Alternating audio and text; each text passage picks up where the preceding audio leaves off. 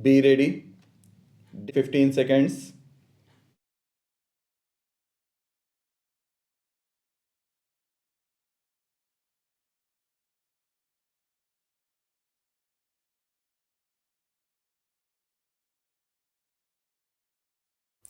We have also examined sections 61, 72, and 142 of the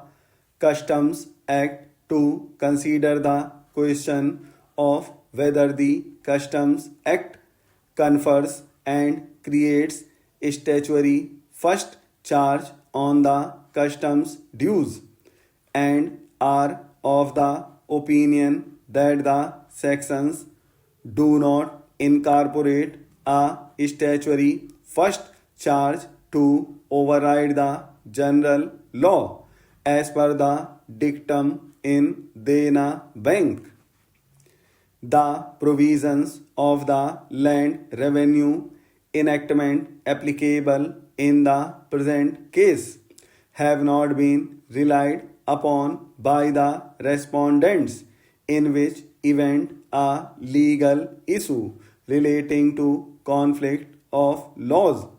would have arisen and required an answer. The provisions in the Customs Act do not in any manner negate or override the statutory preference in terms of Section 529A of the Companies Act, which treats the secured creditors and the workmen's dues as overriding preferential creditors and the government dues limited to debts due and payable in the 12 months next before the relevant date, which are to be treated as preferential payments under Section 530 of the Companies Act, but are ranked below overriding preferential payments and have to be paid after the payment has been made in terms of Section 529 and 529A of the Companies Act. Therefore, the prior secured creditors are entitled to enforce their charge, notwithstanding the government dues payable under the Customs Act. The view and the ratio we have expressed is in consonance with the decision of this court in Punjab National Bank versus Union of India and others. A similar view has also been expressed by a three judges bench of this court in Sundaresh Bhatt, liquidator of ABG Shipyard versus Central Board of Indirect Taxes and Customs, with reference to the provisions of the Insolvency and Bankruptcy Code 2016 and the Customs Act. In this context, the three judges bench in Sundaresh Bhatt, liquidator of ABG Shipyard, has referred to Section 238 of the IBC to observe that Section 238 of the IBC clearly overrides any provision of law which is inconsistent with the IBC. This judgment has also made reference to Section 142A of the Customs Act, which reads to make recovery consistent to the other laws enforceable under the nation's acts enforceable as such in the country.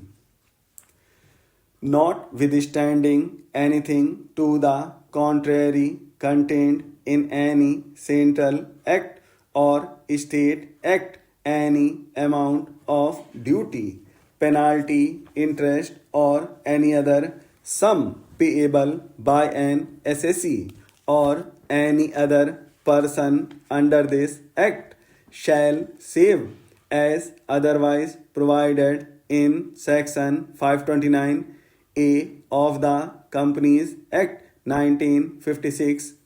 the recovery of debts due to banks and the Financial Institutions Act 1993, the securitization and reconstruction of financial assets and the enforcement of security interest Act 2002 and the Insolvency and Bankruptcy Code 2016 be the first charge on the property of the assessee or the person as the case may be. Section 142A of the Customs Act was inserted by Act 8 of 2001 with effect from 8th April 2011. It does not apply to the present litigation. Section 142A of the Customs Act protects and ensures that the dues under the Customs Act do not in any way affect the rights of third parties under Section 529A of the Companies Act or rights of the parties as per provisions of the Recovery of Debts Due to Banks and the Financial Institutions Act 1993,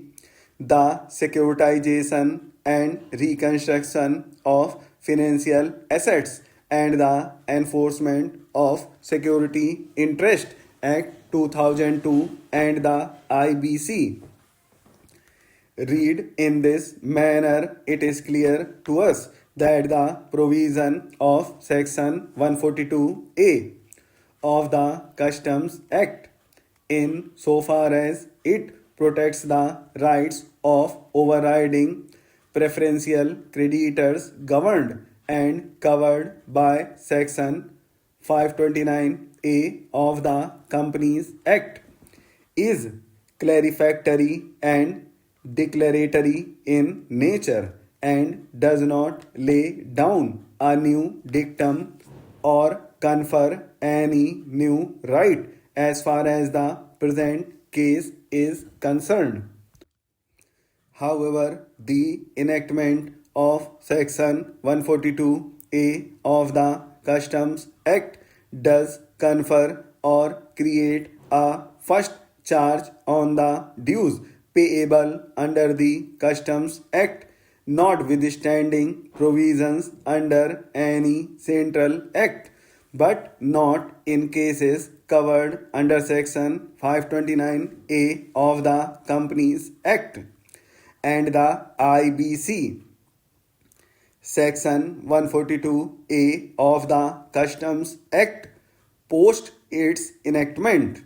would dilute the impact of Section 530 of the Companies Act, which had restricted preferential treatment to government taxes due and payable limited to 12 months prior to the relevant date without preferential right for taxes that had become due and payable in the earlier period. In view of our reasoning, we must hold that the decision of the Division Bench of the Calcutta High Court in Ditron, India Limited does not lay down the correct law.